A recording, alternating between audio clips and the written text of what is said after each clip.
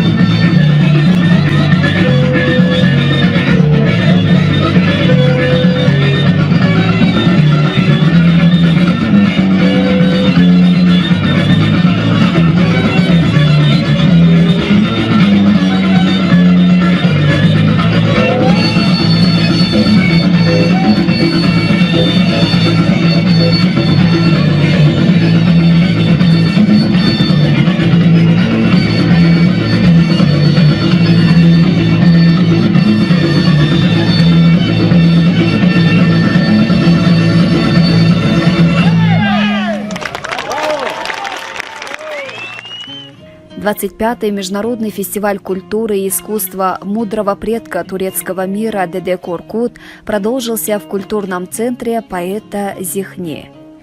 После государственного гимна были сделаны вступительные и протокольные речи. Ученые из Азербайджана, Казахстана, Кыргызстана, Туркменской Сахра, Гагаус, Ере, Тракия, Узбекистана, Грузии, Туркменистана и других стран выступили с докладами о Деде Коркуте.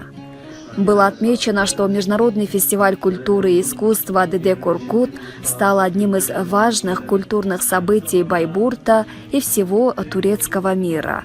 В рамках Международного фестиваля культуры и искусства Деде Коркут прошли различные культурные и художественные мероприятия.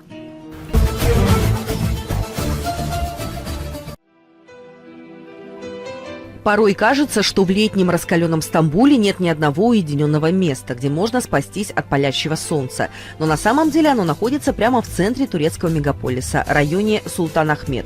Это цистерна-базилика, прекрасно сохранившееся древнее подземное водохранилище Константинополя, расположенное на глубине 10-12 метров. В этом огромном прохладном помещении вы не только сможете спастись от жары, но и узнаете много интересного. Сооружение было построено на месте базилики Святой Софии. Цистерна по-гречески означает водохранилище, поэтому сегодня музей так и называют «Цистерна-базилика». На 2013 год под Стамбулом найдено более 40 цистерн. В базилике хранился резерв питьевой воды на случай засухи или осады города. Вода доставлялась по водопроводу и акведукам, в том числе и по самому большому акведуку Стамбула – акведуку Валентина, из источников Белградского леса, расположенных в 19 километрах к северу от города. Размеры подземного сооружения 145 на 65 метров. Емкость 80 тысяч кубических метров воды. Сводчатый потолок цистерны поддерживает 336 колонн, 12 рядов по 28 колонн 8-метровой высоты. Колонны стоят на расстоянии 4 метров 80 сантиметров друг от друга. Стены толщиной 4 метра сделаны из огнеупорного кирпича и покрыты специальным водоизоляционным раствором. Efendim şu anda biz İstanbul'da Osmanlı döneminin su deposundayız, eski. Evet. Bununla ilgili kısa bir şeyler anlatır mısınız? Tabii. Şu anda İstanbul Çemberlitaş'tayız. Burası su sarnıçlarının olduğu yer. Yerebatan Sarayı'nı da çok andırır. Нам объясняет организатор наших культурных мероприятий в Турции, почетный президент культурного общества Юрик Төкмен, генеральный директор культурного фонда Юсуфия Юсуф Эзель. Большая часть колонн взята из античных храмов, поэтому они отличаются друг от друга сортом мрамора и видом обработки. Часть из них состоит из одной, другие из двух деталей. У двух колонн в основании головы медузы Горгоны. Одна из них расположена вниз головой, другая повернута на бок, предположительно для того, чтобы никто не боялся окаменеть, взглянув в глаза этого чудовища.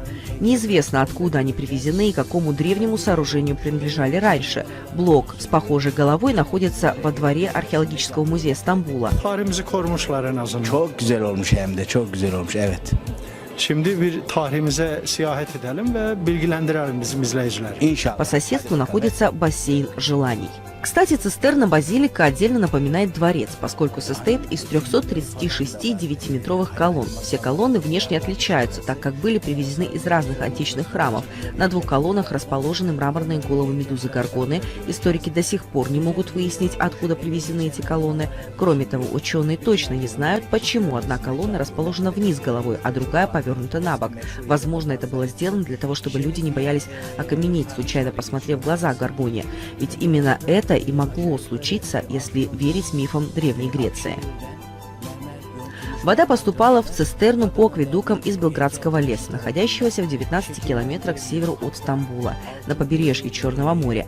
Интересно, что греки позаботились о сохранности цистерны. Во-первых, ее стены сделаны из огнеупорного кирпича толщиной 4 метра. Во-вторых, они покрыты специальным водоизоляционным раствором. Кстати, водохранилище использовалось по назначению до 16 века. Затем цистерну забросили вплоть до 80-х годов 20 века. Но в итоге водохранилище все же опорожнили и начали начали очищать. В 1987 году во время реставрации цистерны было удалено огромное количество грязи. Забетонирован пол, сделаны деревянные настилы, по которым сегодня ходят путешественники. Теперь цистерна красиво подсвечивается изнутри, а уровень воды в ней совсем небольшой – 40-50 сантиметров, а по дну плавают рыбы.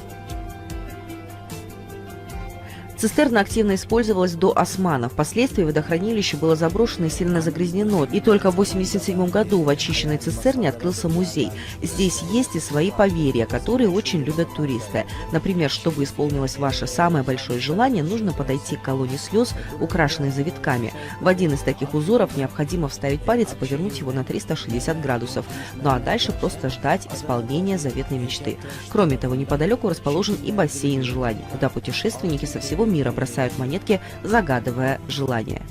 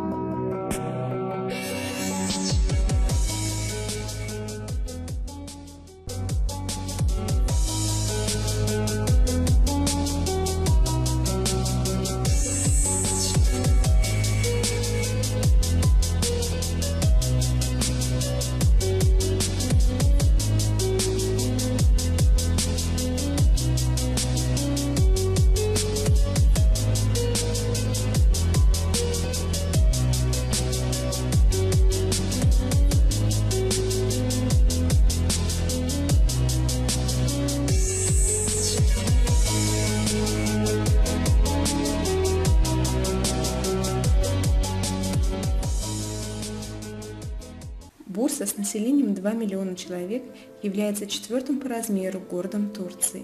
Ее еще называют Ешиль-Бурса, что значит «зеленая», из-за обилия парков и садов. Город расположен на северо-западе Анатолии.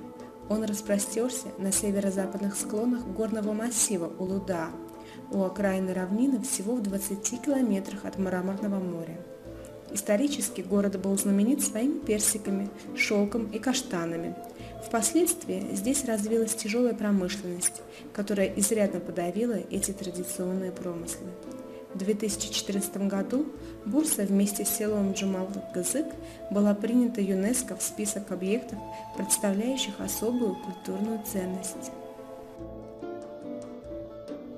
Сейчас мы находимся в парке Топхане, на территории которого расположены усыпальницы Османа и Орхана Гези, часовая башня и пушки, которые обороняли город во время войны за независимость Турции, а сейчас стоят здесь как память об этом событии.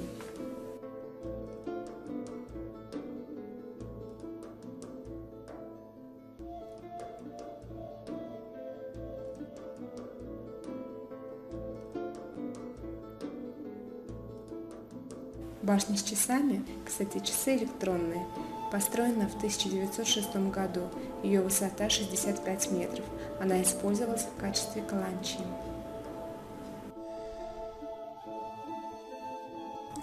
Это усыпальница Османа Гази, основателя Османской империи. По завещанию самого Османа Гази его сын Орхан похоронил его в часовне византийского монастыря святого Илии. Через 36 лет и сам Орхан был похоронен здесь. Так возникла традиция, по которой около века, до 1451 года, султаны и члены их семей находили последний приют в этом мавзолее. В 1855 году землетрясение полностью разрушило древнюю усыпальницу. Султан Абдул-Азиз приказал построить на старом фундаменте два отдельных тюрбе – мавзолея Османа и Орхана Гази. Эти стены окружали еще древний город Пруса, построенный в 185 году до нашей эры. Во времена Римской, Византийской, Османской империй крепость неоднократно реставрировалась. Эти восточные ворота являются частью крепостной стены. Через них проходили еще караваны с шелками и специями. В нижней части городской стены, где раньше располагался отель и таверна для купцов, сейчас находится этот аутентичный ресторанчик Балибей-хан.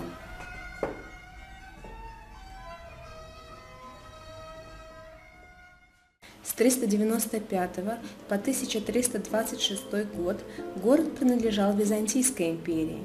В 1326 после разгрома византийцев и успешной осады Бурса переходит Османской империи.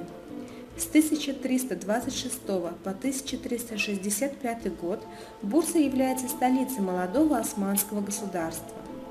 Город сильно пострадал от землетрясения в 1855 году, а также от страшного пожара, но многое все же сохранилось, например, эти старые османские домики.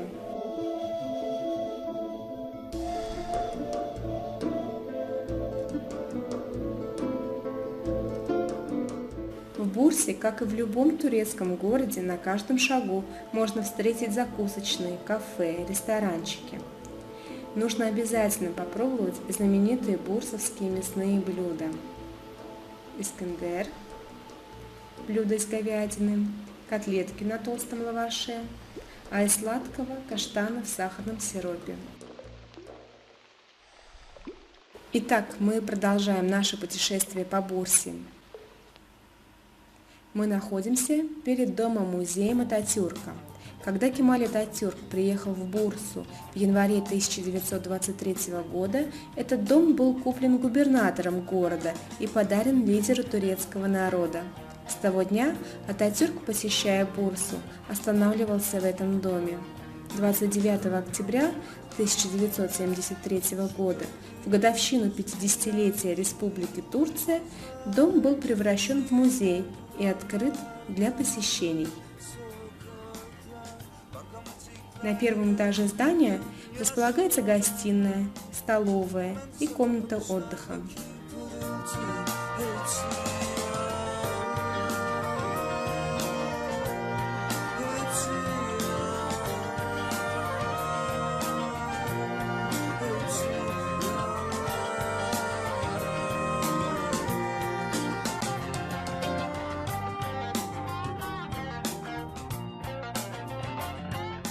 На втором этаже расположена спальня и кабинет. Все предметы и вещи дома являются оригиналами, которыми пользовался Ататюрк.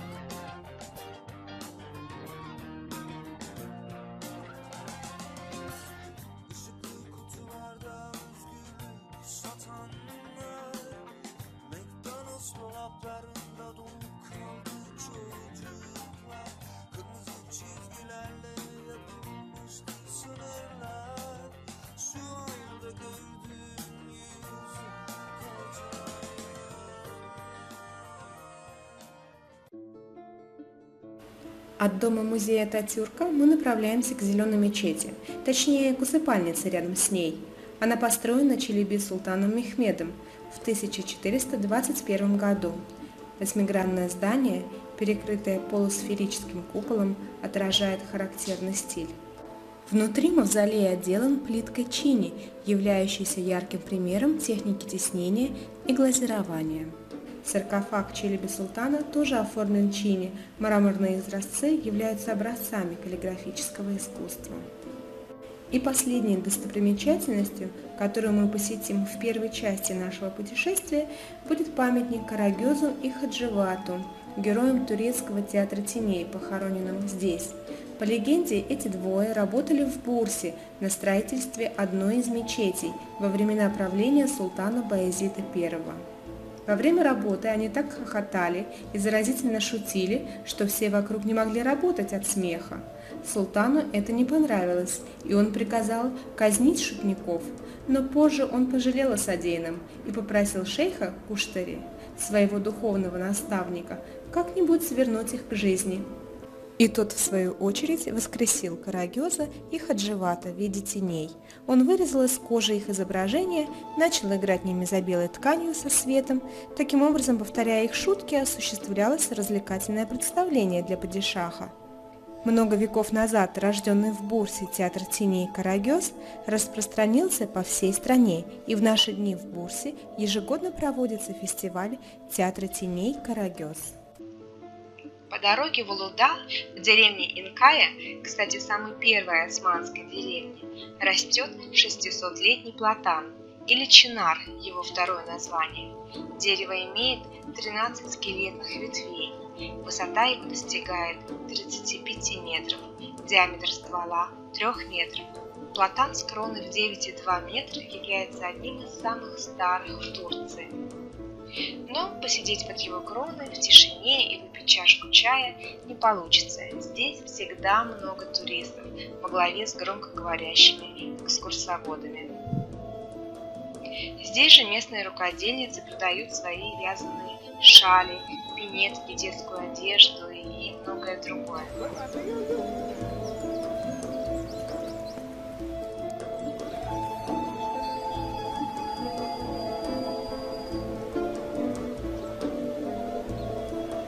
Насладившись многовековым чудом природы и чистым воздухом, мы поехали в деревню Джумалык-Кызык. Деревня Джумалык-Кызык расположена у подножия горы Улуда. Как я уже говорила в первой части нашего путешествия, деревня вместе с городом Бурса внесены в список объектов всемирного наследия ЮНЕСКО. В деревне с 700-летней историей сохранили жилые дома ранней османской архитектуры и традиционный деревенский стиль жизни. Из 270 домов заселено 180, а 57 являются образцом гражданской архитектуры. Улицы в деревне выложены булыжником. Крыши домов, как правило, деревянные, покрыты черепицей. Нижний этаж дома с низким потолком использовался зимой, а верхний с высоким – летом. При строительстве цокольного этажа в основном использовались деревянные балки и бутовый камень, а верхнего этажа – саман в деревянном каркасе.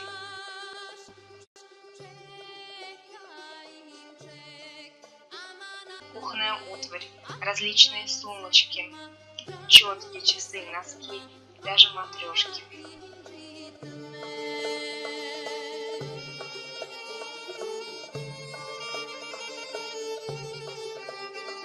В деревне также есть свой этнографический музей. Здесь демонстрируется мебель, предметы домашнего обихода, кухонная утварь, сельскохозяйственные орудия. К объектам исторического наследия причислены также мечеть с фонтаном, хамам и 2 платана. Но мы их не успели посетить, нам нужно было спешить в деревню Месси. Деревне Месси уже 2000 лет. Считается, что первым названием старой деревни было Мессиполис. Деревня притягивает своими зелеными просторами, неиспорченной природой, ивами, фруктовыми деревьями и тополями. Из путеводителей мы узнали, что деревня известна своими мускатными винами и виноградом. Искали место, где можно продегустировать вино, но так и не нашли ни вина, ни виноградников. Друзья, если вы были в этой деревне и вам удалось найти и продегустировать вино, напишите в комментариях, где вы его обнаружили и понравилось ли оно вам.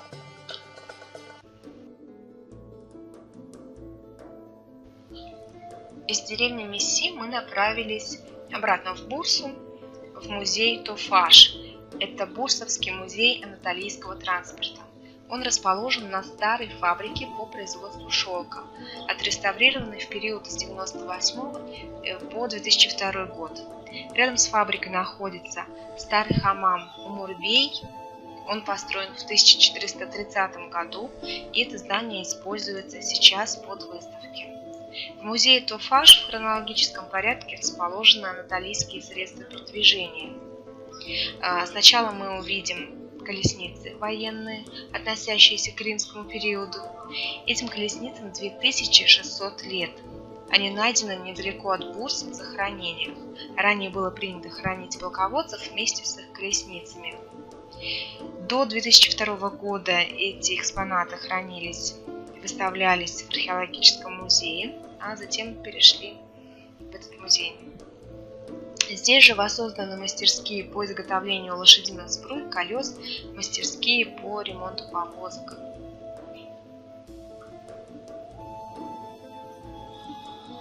Далее мы видим деревянные повозки, в которые запрягались быки, повозки, используемые в сельскохозяйственных работах.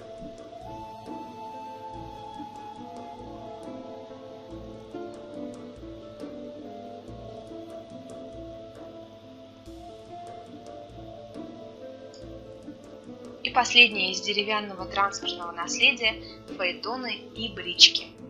Цель этой выставки – рассказать о развитии анатолийского автомобилестроения от военных колесниц до современного автомобиля. К сожалению, не могу подкрепить слова фотографиями фиатов, выставленных в последнем зале, но они там есть. И покидая музей, мы отправляемся к завершающей точке нашего путешествия – зоопарк. Располагающийся ранее на территории парка Культурпарк, зоопарк стал тесен, в результате чего в 1997 году на территории вблизи ботанического парка площадью 200 тысяч квадратных метров началось размещение нового зоопарка, которое было окончено 10 ноября 1998 года. Здесь живут медведи, волки, ламы, верблюды, львы, тигры, зебры, кенгуру и многие другие. Зоопарк спроектирован в соответствии с мировыми стандартами. Животные находятся в среде, максимально приближенной к естественной среде обитания, и выглядят достаточно ухоженными. Позже я планирую сделать обучающее видео о животных.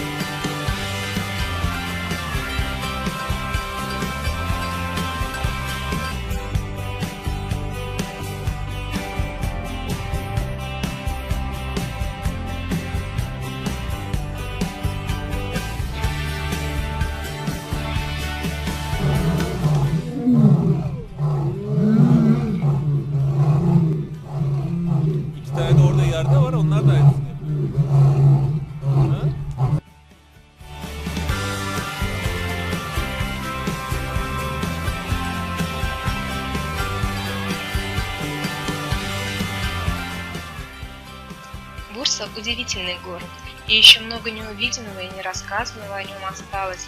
Например, о горнолыжном курорте Улуда, о старых мечетях, об археологическом музее, о термальных источниках и хамамах.